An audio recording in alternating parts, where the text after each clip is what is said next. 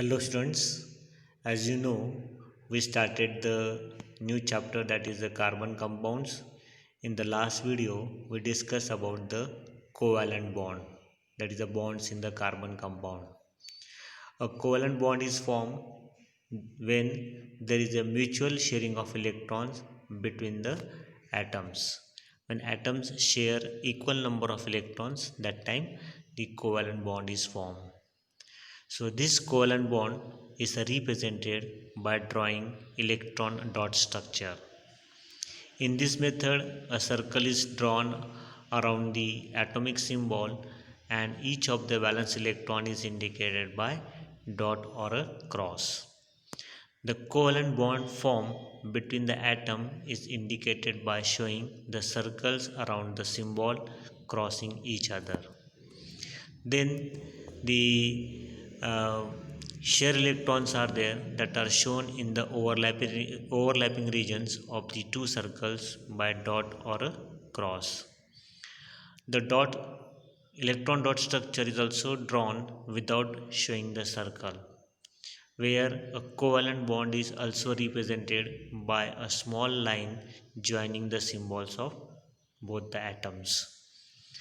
The line structure is also called as structural formula. Now let us see the types of the covalent bond. There are three types of the covalent bonds are there: single bond, double bond and triple bond. In single bond, when both the atoms contribute one electron each, the bond so formed it is called as single bond. Means both the atoms contribute one electron. Consider the example of hydrogen molecule. Hydrogen molecule, that is H2 molecule. Now each hydrogen atom, that is H, contains single electron in its one and last orbit. So it requires, we can say, one more electron to attain helium configuration.